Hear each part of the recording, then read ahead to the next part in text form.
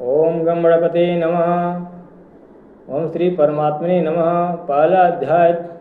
धृतराष्ट्र बोले, हे संजय, युद्ध धर्म भूमि कुरुक्षेत्र में इकट्ठे हुए युद्ध की इच्छा वाले मेरे और पांडु के पुत्रों ने क्या किया। इस पर संजय बोले, उस समय राजा दुर्योधन ने व्यूह रचना युक्त पांडवों की सेना को देखकर और द्रोणाचार्य के पास जाकर यह वचन कहा, हे आचार्य, आपके बुद्धिमान शिष्य द्रुपद पुत्र धृष्टद्युम्न द्वारा व्यूहाकार खड़ी की हुई पांडु पुत्रों की इस बड़ी भारी सेना को देखिए।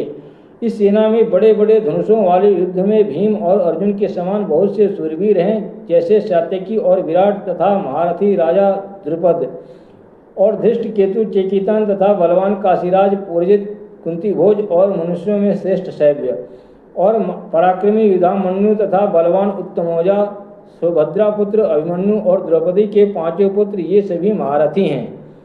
हे ब्राह्मण श्रेष्ठ, हमारे पक्ष में भी जो प्रधान हैं उनको आप समझ लीजिए। आपके जानने के लिए मेरी सेना के जो सेनापति हैं उनको कहता हूँ।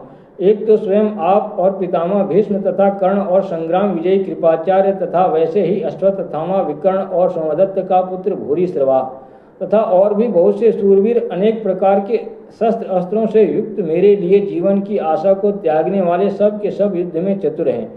भीष्म पितामह द्वारा रचित हमारी वह सेना सब प्रकार से अजय है और भीम द्वारा रचित इन लोगों की यह सेना जीतने में सुगम है। इसलिए सब मोर्चों पर अपनी अपनी जगह स्थित रहते हुए आप लोग सब के सब ही निस्संदेह भीष्म पितामह की ही सब ओर से रक्षा करें।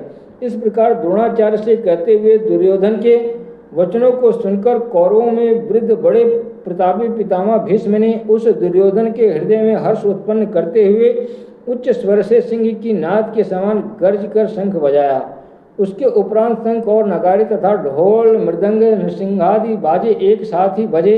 उनका वह शब्द बड़ा भयंकर हुआ। उसके अनंतर सफेद घोड़ों से युक्त उत्तम रथ में बैठे हुए श्री कृष्ण महाराज और अर्जुन ने भी अलौकिक शंख बजाए।